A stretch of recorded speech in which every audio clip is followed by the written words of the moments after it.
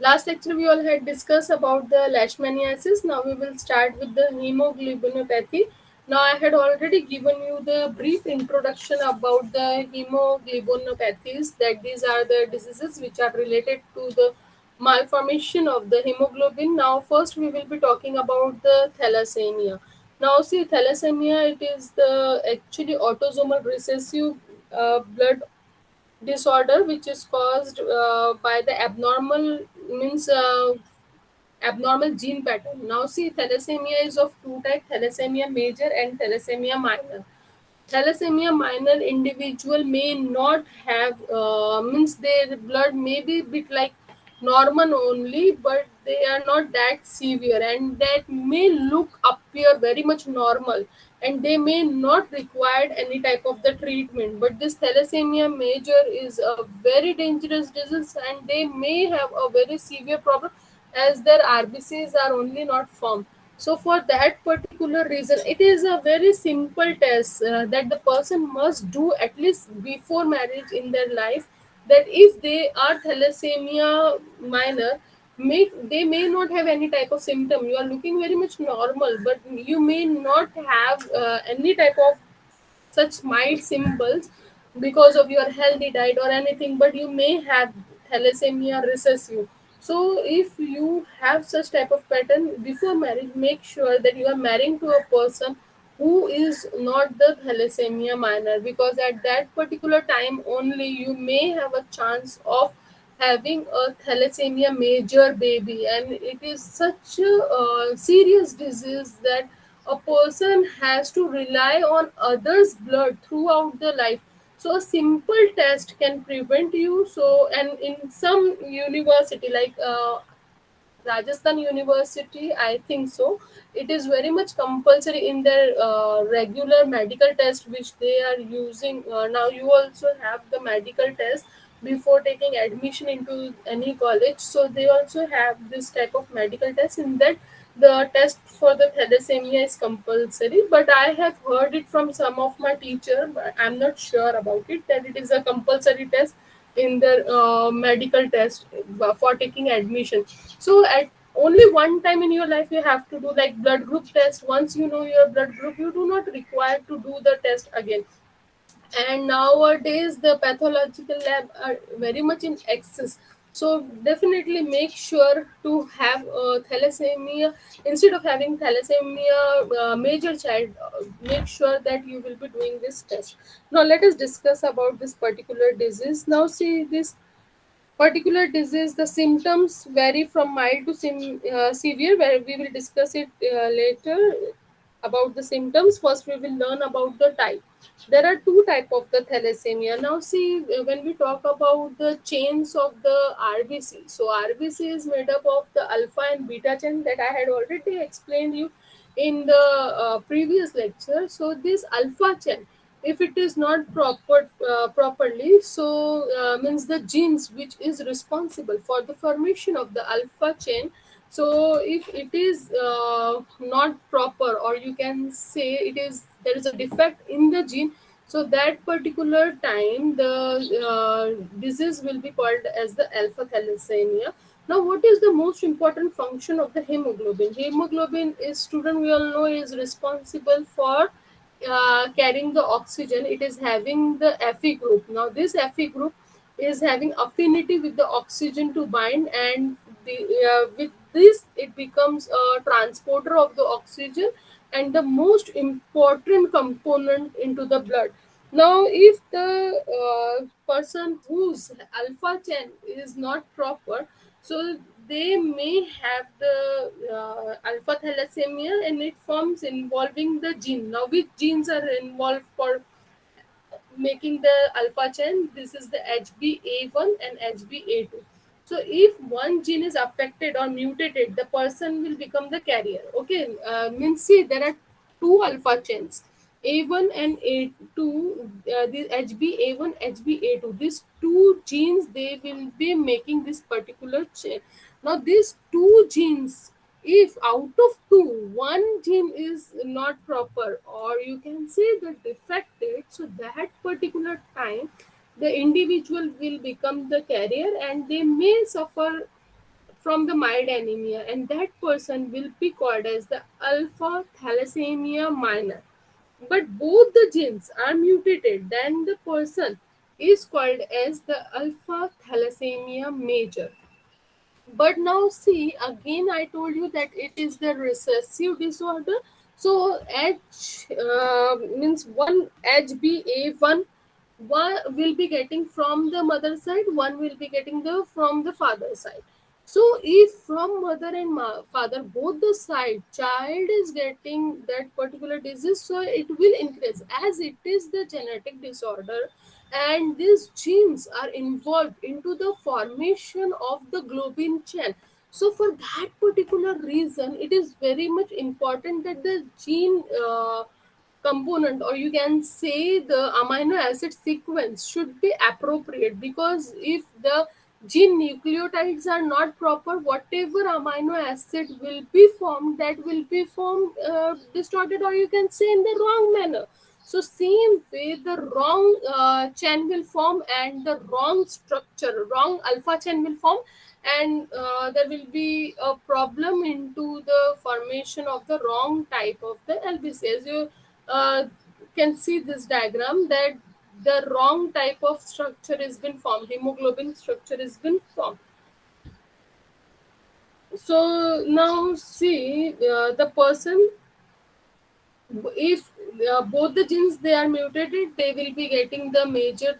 Now same way beta thalassemia, the next chain, this chain is the beta chain. Now see, alpha chain is this one. Now we will be talking about the beta chains.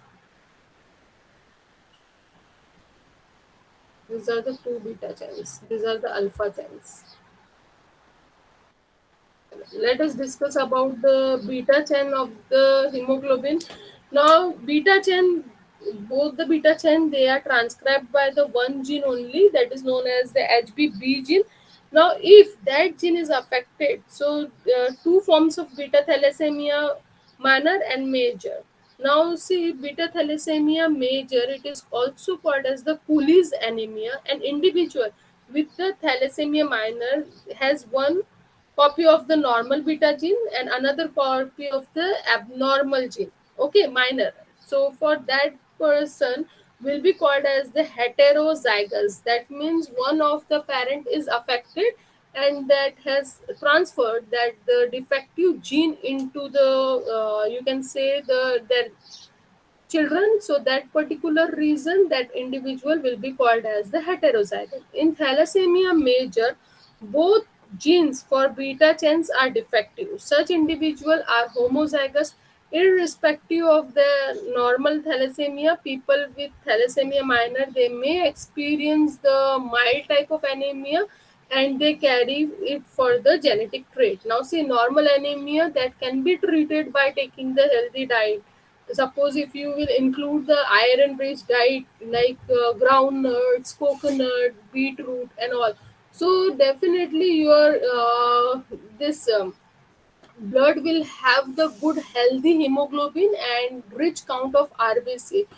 Now see, in the case of the minor also, it may happen that their healthy gene and healthy number of hemoglobin can increase, and they may not show such type of serious symptoms. But in the case of the major, there is no good gene only, both the genes are defective, so there is no chance of having the formation of correct copy of the hemoglobin. So definitely they will suffer from the thalassemia disease. Now we will be talking about the signs and symptoms. When we talk about the symptoms, so definitely as it is related to the hemoglobin, so anemia like symptoms will be there: fatigue, pale skin, then they may have the bone problem, they may have the enlarged spleen, because see, if the RBCs they are not properly functioning, so kidney is getting a signal that there is a deficiency of RBC. So kidney will secrete more and more erythropoietin, and more RBC have been generated. So if more and more RBCs are generated and their count is more than normal, but they are malformed, so that particular time more and more RBC will be destroyed by the liver. So workload of the liver will increase, and it may cause the hepatomegaly, and they may have the dark urine. And if you will observe the thalassemia children, so you will find the retarded growth. Thalassemia can make the bone marrow expand because of large synthesis, as I told you the cause.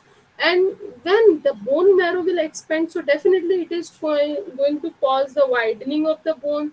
So definitely there will be changes into the bone structure, and the bone will look like abnormal, especially face and skull bone will look abnormal. Bone marrow expansion also make the bone thin and brittle, that may increase the chances of the bone fracture.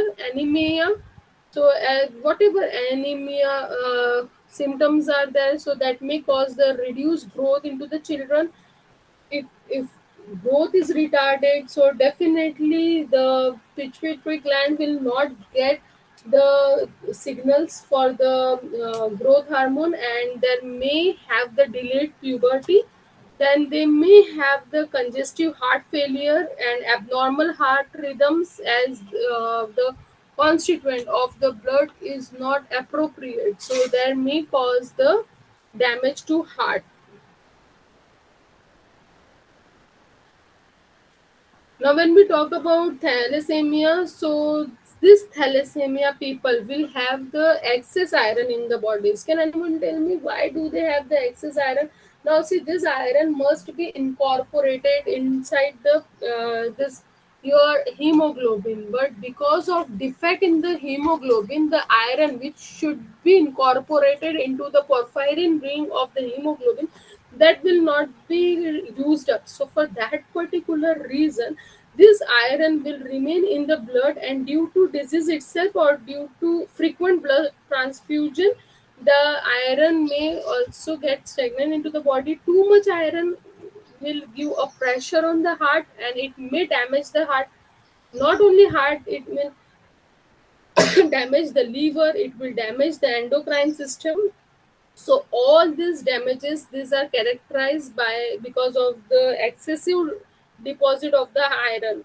Thalassemia, it is often accompanied by the destruction of the large number of RBC, because I told you that the kidney is getting signal that there is a insufficient RBC count.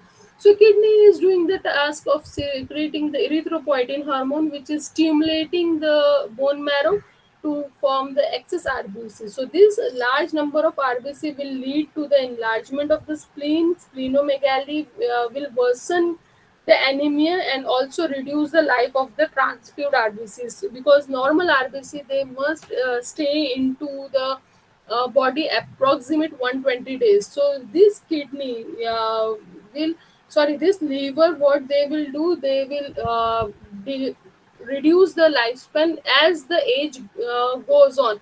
So with the age, you will find that the number of transfusion increases, means the when they are young, so that particular time they may require to change their blood or transfuse, do the this blood transfusion at 120 days, but later on the decrease, and with the severe enlargement of the spleen may necessity reduce risk of the death. So to avoid that particular means chance, what the people do, they do the splenectomy.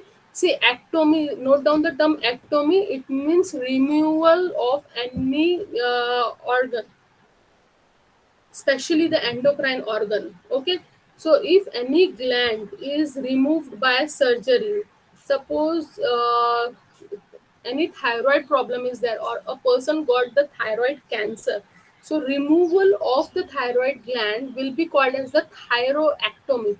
Ovary is completely cysted, have any type of the problem, so that particular time the individual may require to remove the ovary by surgery, and that surgery will be called as ovarectomy. So removal of an organ is called as the ectomy. And the term, like suppose because of any reason a person hand has to be removed from the body. So that is called as the amputation of the hand. Okay, these are the basic terms you must know. So however, splenectomy uh, is not the actually not the solution, but now this spleen is reducing the life of the RBC. So for that reason, if splenectomy done, so that may risk of the infection in the people with the thalassemia. Because now when we were discussing about the immunology, so that time we will have seen that this spleen is one of the major important organ of the immunity, and this is responsible for making the immunity. So for that reason the people may come at the risk. Now what is the diagnostic technique? So simple blood tests like CBC, spatial globulin test, and the genetic test are then. Diagnosis may be done through the prenatal testing. Just now I told you that once in a life before marriage you must go the testing, that your blood is, you are thalassemia positive or negative. Diagnosis may also be done through prenatal testing before birth. Also, a CBC major amount of hemoglobin and different kind of blood cells can be done. People suffering from alpha or beta thalassemia trait have RBC smaller than normal. Just now I have shown you here. You can see their RBC. So their RBCs are very much smaller than normal. Hemoglobin electrophoresis test can be done to know which type of hemoglobin is there, or which type of thalassemia is there. Then iron studies can also be done to estimate the free erythrocyte to proto porphyrin and as well as the porphyrin. So this type of test can be done. Then thereafter treatment. Now what treatment you could be? It is a genetic disorder. So definitely the treatment will based on the type as well as the severity of the disorder. Treatment of the thalassemia major, it includes, now what option you think? It is only the blood transfusion. Now see, the patient will have the excess iron, because the iron which should lodge inside the hemoglobin, that are excessively removing into the body. So that time iron chelating therapy and the folic acid supplements can be given. So this is all about the thalassemia. Next lecture we all will be talking about the sickle cell anemia. If you all have any doubt, you can ask me.